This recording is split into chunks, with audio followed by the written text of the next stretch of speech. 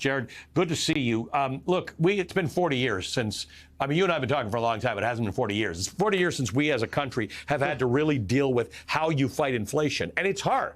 It's different from recessions, right? Where you cut interest rates, you inject spending, it works. We tend to know how to get out of a recession. Inflation's really hard. Right. This is something to celebrate that we're at 3%. It's not the finish line, but it's going in the right direction. Unquestionably true. And one of the reasons for that, by the way, is that the pattern you showed was very much a function of the pandemic at first, and then, as you pointed out, of Putin's invasion of Ukraine, which, of course, affected two critical global commodities, oil and food. And in 2021, President Biden took office and he set up the Supply Side Disruption Task Force. I know because I was a card-carrying member. And we got to work trying to unsnarl supply chains. And that is hard to do. That's not something you can do by moving interest rates around. And that's made a real difference. What we learned in June is not that we had slower inflation, is that prices actually ticked down a bit. And lower prices for appliances, for airfares, for gasoline, so important for breathing room for families. At the same time, we now have 16 months in a row of wages beating prices for middle wage workers on a year-over-year basis. So, strong job market, easing inflation, rising wage growth. Our work isn't done. Too many prices are still too high. But those are numbers that put us on a strong path, as you heard from Chair Powell. You said some prices are still too high, and it's got to do with inequality, right? Structural inequality. I noticed the president has been saying a lot recently. He's been talking about trickle-down economics again. So I'm going to let you geek out for a second. Let's listen to what the president said at the press conference in Washington, and then let's talk about trickle-down economics and what to do about it. I was determined when I got elected to stop the trickle-down economic theory, that if the wealthy did very well, everybody else would do well. My dad was a well-read, decent guy. I don't remember much trickling down on his kitchen table.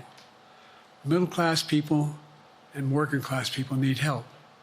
And so what happened is I decided to was able to implement as president what I believed when I was a senator. And that is that the way to build this economy is from the middle out and the bottom up. That way we grow the economy. And the wealthy still do very well. So connect that for me, Jared, to the idea that some people, if you rent, your inflation rate is still high. If you have car insurance, your inflation rate is still high. For some of us, inflation at 3% is a fantastic thing. For some of us, that's not actually what it is. We're trying to restructure the economy so it's fairer. Yeah, I think when you think of fair, one of the first things you should recognize is that trickle-down economics is the antithesis of that, because as the president just said, guess what? This is common sense, which, Bidenomics tends to be pretty commonsensical. When you cut taxes for millionaires, billionaires, and wealthy corporations, they get richer. The deficit goes up, and it doesn't help the middle class or lower income people. Now, that is not an assertion. That is an empirical fact based on decades of research that, frankly, we never even should have had to do because, again, it's just strikingly obvious. Now, if, on the other hand, instead of investing, quote, scare quotes, in billionaires by cutting their taxes, how about investing in the middle class? How about standing up domestic production in clean energy, in electric vehicles, in domestic battery production?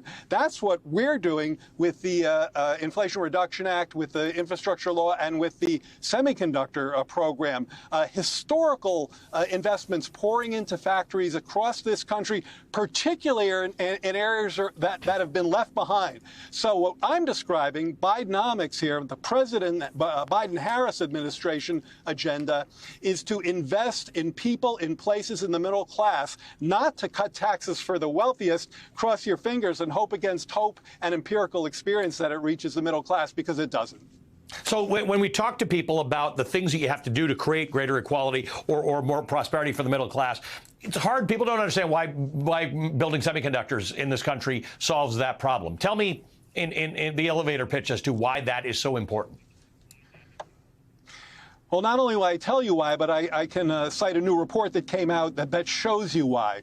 If we don't make the kinds of investments, and we're not very deliberate about where they show up geographically, we're going to have a lot of communities that get left behind. And there's a new study out showing that 1,000 of these communities where 60 million people live, where job growth was just crawling at an extremely low rate during the Trump years, we now have job growth in those forgotten communities and those left behind places that's almost 5 times as fast under President Biden than it was under President Trump. And the reason for that is economic activity. In part, the reason for that is economic activity coming from the very investments I ticked through a minute ago. You have to be deliberate. You can't play trickle-down games. You have to directly invest in people left behind. And guess what? You can bring them up. You can connect them to the rest of the economy. The other factor that's helping these folks is just how solid the labor market has been for so long. Yes, we had low unemployment under the previous administration,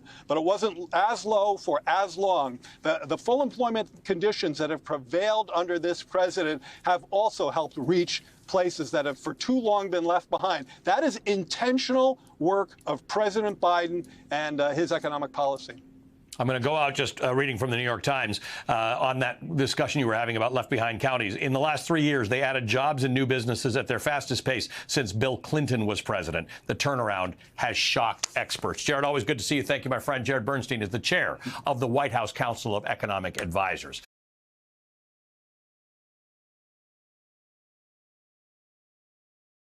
Hey there, MSNBC fans. I'm Luke Russert, and be sure to join me, Rachel Maddow, Jen Psaki, Lawrence O'Donnell, Steve Kornacki, Joy Reid, and many more September 7th in Brooklyn, MSNBC Live Democracy 2024. Click on the link for ticket information.